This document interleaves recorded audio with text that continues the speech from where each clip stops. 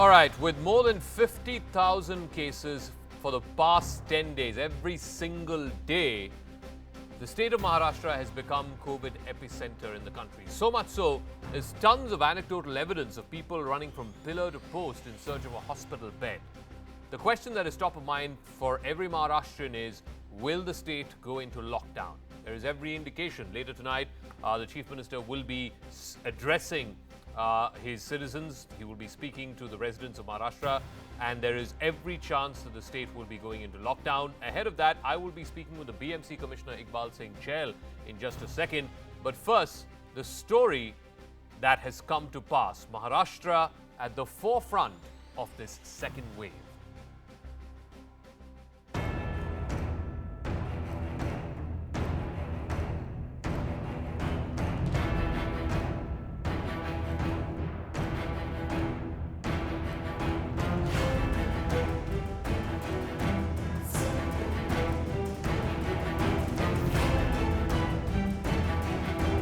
Clearly, the government says that it's likely that a 15-day lockdown might be imposed in Maharashtra, wherein there will be several restrictions which will be severe in nature with respect to movement of people, with respect to going for work.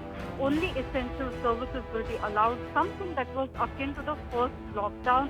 It will be a blanket lockdown is what sources tell us.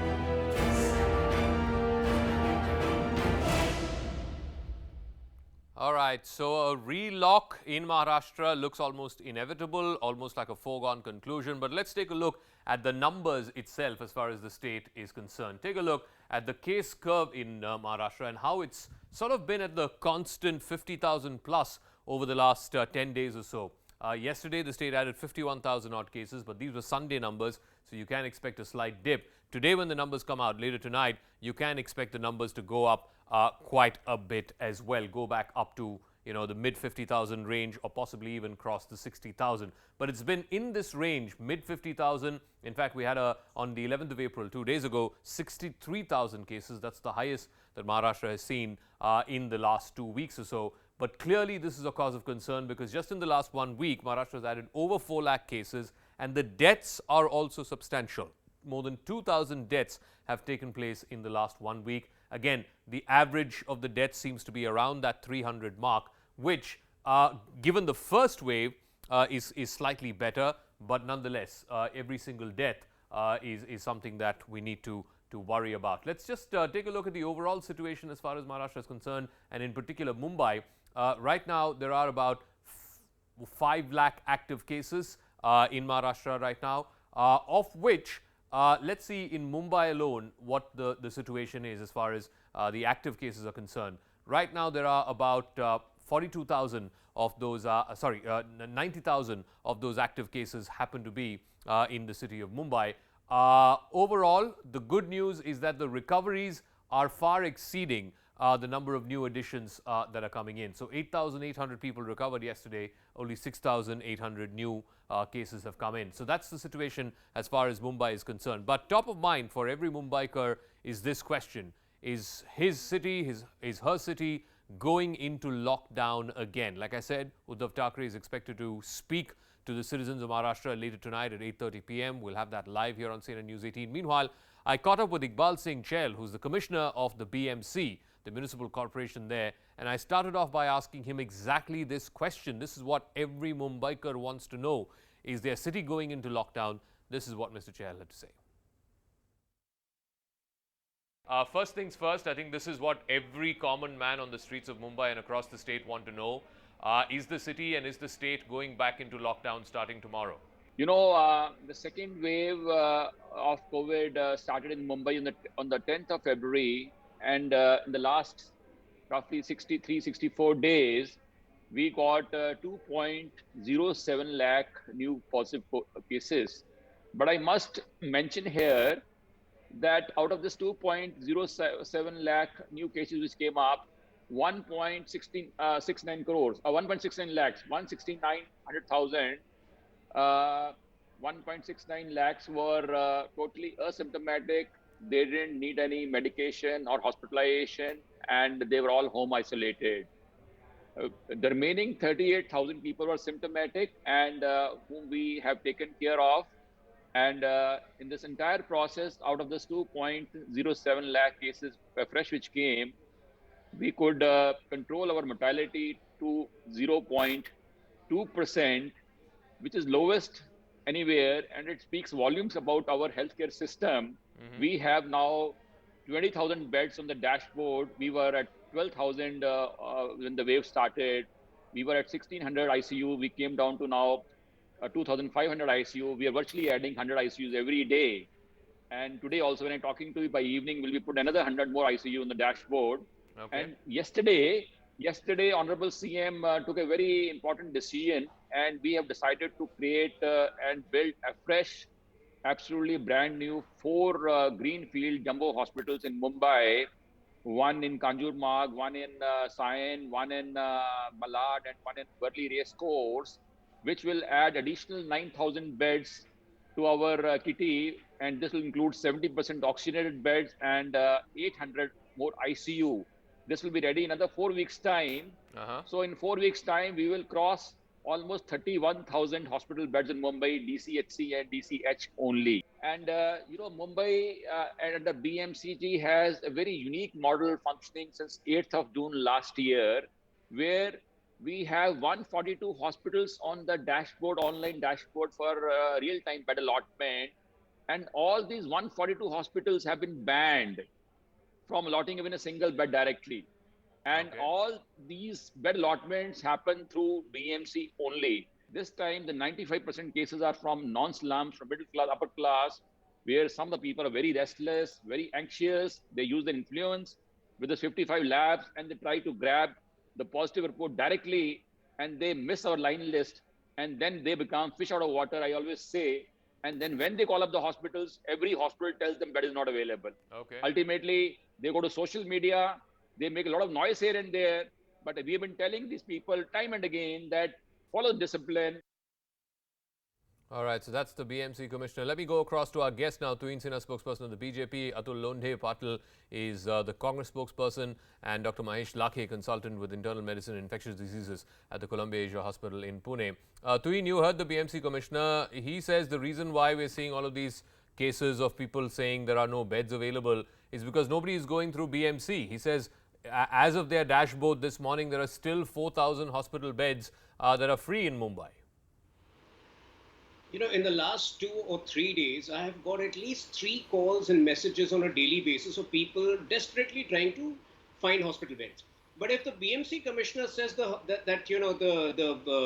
beds are available, then probably he is not aware, or he is concealing the fact that there is hoarding happening beyond what is being projected on the dashboards. I am in touch with social workers who are on the ground. They say that the dashboard has no relevance because apparently there is a hoarding, and some Congress and Shiv Sena MLAs or leaders have actually been given unspoken share of that whatever vacant beds are being shown. So there is corruption on a massive scale, which either the BMC commissioner wants to conceal or he's not aware of. But fact is that the situation on the ground is scary. Okay. Atul Patil, respond to that. Tuin Sinha saying that there is hoarding happening on the side of the hospitals, possibly with the involvement of political elements. Basically, we don't want to go. I don't want to go into any kind of blame game. We are working hard. We are on the toes, and we want to finish this chain and the COVID as early as possible. I'm also not going to blame why remdesivir injections are available to BJP people only in Gujarat. That too, they are available in Gujarat only, and that too BJP people only. Even in Gujarat, government hospitals, civil hospitals, they are not able to provide the remdesivir injections, but BJP people are able to provide that. And even one newspaper has flashed a number of party president of Gujarat, Mr. C.R. Patil, on its headline. So I don't want to go into the blame game. We want enough vaccines because we are the most, as you call it, the epicenter. I don't call it epicenter. We are fighting. We are on the toes, and our government is transparent enough to tell everything to the people of Maharashtra, and we want to get out of it as early as possible. We are not hiding the numbers like UP, Bihar, and like Gujarat and MP. It's an emergency situation throughout the India. It was some English newspaper, I don't want to name it, it has claimed that in West Bengal, in Assam, in Tamil Nadu, in Puducherry, it is increasing with the rate of 300%, and in West Bengal it is increasing by 378%. So this is not a time to fight like. Okay. This is not the street fight. This is emergency time, and each and every party needs to come together to Okay. fight against. Let me speak to Dr. Lakhe, who's joining us from Pune. And at one point, I'm not sure, I haven't checked the data in the last day or two, but at one point last week, for a number of days, Pune was registering more cases than even Mumbai, and that's possibly true of the last set of figures that we've got as well. What is the situation that you're hearing from the hospital that you're working in, or from your colleagues who are working in other hospitals? This whole stuff about bed shortages. Like I said, we're seeing videos on social media. Many of it is going viral. But the BMC commissioner told me the reason why that's happening is because people are not going through the BMC. They're directly calling up the hospitals, and the hospitals have been told to say there are no beds available. Hello. Yes, in Pune also, there is a lot of mayhem going on in this second wave, and daily we have been, getting a lot of calls for available beds. And but the important thing is now predominantly people from middle class and upper middle class and entire families, they are getting affected, and at least one or two of members of family, if they get sick, they would like to go to a private hospital or a big corporate hospital first. But all those hospitals, they are full at their core. And with this new strain, which has been now scientifically named for the Indian strain, that is B1617, which has got these mutations E484Q and L452R mutations. The infectivity of the virus is so fast that cases within no time they are you might have seen in last week, we are still in that moment of going towards the peak. So in coming days, I don't know how to how many patients. Do we know, Dr. Lakhe, why what is so venomous about this new strain, this B1617 that you talked about, and why is it? And you're right. Again, anecdotally, we know of a lot of places where families suddenly it's come usually through the kids, and then the elders get it. And suddenly you have 3 or 4 people in a big family testing positive. So it's spreading faster, but we're also hearing that many of these cases, at least in the case of healthy individuals, the load is less and the symptoms are mild and therefore not requiring hospitalization. So despite that, why is it that the hospital resources across cities seem to be stretched? See, basically, in last wave, if you compare with the last wave, especially in Pune, if I may talk about Pune, we had a case fatality rate of around 4.9%. But in second wave, we have a case fatality rate which is around 1.9%. Okay. And if you have seen in the earlier wave, there were like 60 or, more people were dying each day, at least at the peak of the pandemic. But in second wave, still, when you have cases almost doubled, because of the infectivity, it is highly infectious. The new virus, new strain is quite infectious, and it spreads like anything in the family. But having said that, the severity of the illness and the case fatality rate has been lower at this point of time. But when you have more number of people getting infected, definitely you are going to require more number of beds, especially if they fulfill the criteria for hospitalization. Okay. Let me go back to Mr. Sinha and to patients, infected. And to Mr. Atul Patil. Tuhin Sinha, tonight we know that Uddhav Thackeray, the Chief Minister, is going to have an address to the citizens of Maharashtra, and most likely we're hearing that there will be a 15-day lockdown announced from tomorrow midnight till the end of April. You heard what Dr. Lakhe is saying. The case additions are so high that the government has been left with no choice but to impose a lockdown, and we're given to understand it won't be as stringent as the previous lockdown, which the central government imposed. There will be still some movement allowed, and emergency and essential supplies and workers will be allowed to move and so on and so forth. But it won't be that stringent a lockdown, but nonetheless, a lockdown is inevitable. Well, at this stage, obviously, we are all pushed against the wall. Tuhin, I think he has asked me the question. Tuhin. I think No, to Tuhin. I don't know why these people are confused. Anyway, at this point of time, we are pushed against the wall. So probably, we don't have an option, even though we would still prefer a Section 144 to be imposed across the state throughout the day. But the problem is, in the last 1.5 months, we could see it coming. In the last 1.5 months, starting 28th February, unfortunately, the CM has used the warning of a lockdown to hide multiple failures of the state government. Yesterday, just 1 hour away from Mumbai, at Nala Sopara, 10 people died in a hospital because of lack of oxygen, and that is a problem across the state. Today, Remdesivir has been acquired by the state government at 2.5 times the rate that it was acquired 2 weeks ago. Now, isn't Vasuli and isn't hoarding happening over here? The fact is, even at this point of time, in the last 2 days, the state government has taken a decision to sanction 150 crore worth of a cycling track, which has no use right now, but the immediate needs are not being addressed. If you go to the Kurla station today, the scene is exactly what it was on this day 1 year ago. Migrant laborers are fleeing because in the last 10 days, they have been left completely confused. They don't know whether it's a lockdown, whether that's a breakdown. And unfortunately, this confusion does not augur well for the state. Atul Patil, respond to all of those points, whether it's the migrant issue, whether it is, wrong priorities, giving advance for a cycling track right now when the priority should be about controlling COVID, all of those points. Please respond, sir. I told you earlier also that I don't want to go into that dogfight with Tohin or not even with Devendra Fadnavis. These people are literally spoiling the morals of the Maharashtra people for last 1 month. For last 1 month, CM of Maharashtra and government of Maharashtra requesting with folded hands to the people that don't come out if you don't have any emergency work. But people are coming, people are gathering together. And even Tohin, I can cite an example. The Prime Minister of India is not wearing mask. He is conducting rallies of lakhs and lakhs of people. But this is not a time for a dogfight. Listen, Tohin. People of India are watching us. We are responsible. We are responsible party workers. Tohin, listen. It is Devendra Fadnavis. It is Devendra Fadnavis and Praveen Darekar who has opposed the lockdown. What else? We ask them. What are other solutions? They are not ready to tell the solutions. Solutions are. Listen, Tohin. People have come to know what is the reality of the BJP. People know it.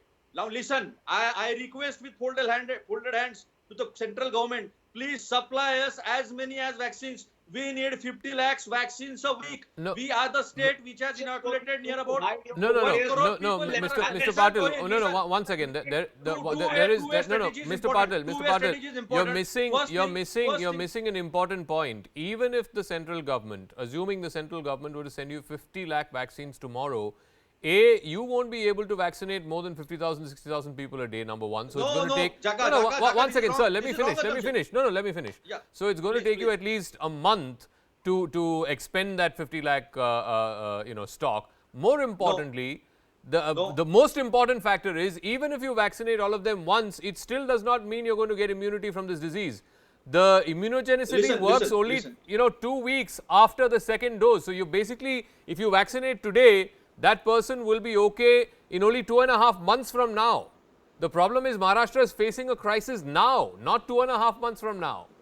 Zaka, listen. That is why government is seriously thinking about the two-way strategy. The number one, we need a strict lockdown, and number two, speedy inoculation, speedy vaccination of the people is important. If you keep people 15-16 days away from each other, if you stop them from gathering in a flocks, it will definitely work, and this strategy has worked in England. Everybody knows about it. Let us take a steps. Government is on the toes. Government is talking to the people. Government is talking to the specialists. Government is talking to each and every stakeholder in the society. This is the only government. Show me one single example. Okay, I want to ask Dr. Lakhe. I'll give him the final word because he's the expert. I understand and appreciate. Atul Patil and the Maharashtra government's view that you need to break the chain. You need to do something to break the chain. And yes, world over, this is what has been recommended for 15 days lockdown. England has done it, Germany has done it, France has done it. But Dr. Lakhe, again, the question though is twofold. One, will we be able to break the chain at the end of the month of April? And two, what will be the cost that will be paid for it, the economic cost that will be paid for it? Yes. See, basically, when you are actually peaking, we have seen this is happening in European countries, that when there is a second wave, especially it lasts for at least 6 to 8 weeks. So we have been seeing cases going up from the end of February, and now by the end of April, or in the first week of May, we should see some decrease in the Zaka, should please give see me only 10 the seconds. cases Only 10 going seconds. down, especially at the end of April or first beginning of May. And of course, as you rightly said, that it's a huge economic burden for especially poor people. And I'm not an expert to comment on that, but Sure. it's very important to But, break this chain but by just for these clarification, methods, medically especially. speaking, purely medically speaking, it is possible that in 15 days, if there is no interaction, no movement or limited movement, it is possible in 15 days to break the chain. Is that what you're See, saying? basically, lockdowns and these things, these strategies are just to reduce the uh, additional burden on the healthcare system, Okay. which is, of course, all these patients, all these people, they are going to get either infected with a natural infection, or they should take the vaccine. Okay. There is no choice, because ultimately you're going to get this bit, but we would like to have Zaka, a give me just 10 vaccine seconds. rather than naturally getting infected. Okay. That is one 30 point. seconds, Mr. But Patil. Quickly, I got to wrap up. 30 seconds. yeah, so but the Just, Mr. important Patil, part Mr. is, Patil. I just want to let you know that Maharashtra has already achieved 4 lakh doses a day, and we are in a position to achieve 6 lakhs vaccination a day. So we can be a model for whole of India for inoculation. No, no, I just no, want no. to I was talking about request Mumbai. from I your was side. talking I about would like Mumbai. to take. Yeah, and I was talking about Mumbai. Mumbai is whole of inoculating about 30, 35,000 people, I think, every day. Every day. You are wrong. It is Pune only which is vaccinating near about 85,000 vaccines a day. It is Mumbai which has already crossed 1 lakh. It is Nagpur which has crossed 40,000. Okay. And I am sitting in Nagpur. Okay, I'm telling you something. And I want. okay, I I would got to like go. I would like I'm out of I time. would- I'm I out would- of I would time. like to request Prime Minister of India. Like I said, all citizens in Maharashtra across the country are watching this. Fingers crossed. It will likely be the first state to go back into re-lockdown, the kind of which we had much of last year. We'll see how this plays out, whether it breaks the chain, or whether the huge economic cost that it will bring will actually be worse off than breaking the chain and controlling corona, getting a handle on corona. But we're getting some breaking news, and this is of course a significant decision that was taken earlier this day by the government to relax the norms for emergency use authorization for foreign vaccines. Now the government is exploring the possibility of importing Sputnik V, the latest vaccine that's been given the EUA, from Russia by 3 different mechanisms. One, it could be bulk import, because the need is so pressing that they would want the vaccine to hit the market as soon as possible. 2 is technology transfer, and then production of that vaccine, locally manufacture it here in India. That could likely take more time, because that would mean finding a factory, manufacturing cycles need to kick in place and so on. Or the other is to import in volumes rather than in doses. Let me go across to Runjan Sharma, who's breaking that story for us. So Runjan, the government is keen to get this vaccine to hit the market as quickly as possible? As quickly as possible. You're right, Zaka. The Drug Controller General of India has given a nod to Sputnik V and Dr. Reddy. But the big question is, when and how will the vaccine reach the vaccination centers? The process is going to take about 2 to 3 months, is what we've been given to understand. And the government is exploring 1 or 2 ways out of the 3 that you just mentioned. Bulk import, of course, then either import it in volumes and then finish it here in India, fill and finish it here, fill the vials here, and third is the technology transfer and then production and manufacture in India, which would be Dr. Reddy, which is the Indian partner. That would take some time. So the government could actually, explore all of these options as well, or 2 of the 3 options. The government is still deliberating, but yes, whatever way works best, where this vaccine can be quickly imported to India and reach the vaccination centers, the government will deliberate and decide on that. It could be all 3 options as well, Zaka, but what we're given to understand is at least 2 to 3 months is what it will take for the vaccine to really reach the vaccination centers. Right. And extremely significant, given the fact that the Drug Controller General of India, it was only at the midnight when they'd given a nod and formally informed Dr. Reddy, which is the partner of Sputnik V in India, that they in fact are now authorized, they've approved for authorized, authorized restricted use in India, Zaka. All right, Runjan, we'll leave it at that. Of course, folks are eagerly awaiting this third vaccine. It just increases the basket of choices that Indian citizens have, those eligible.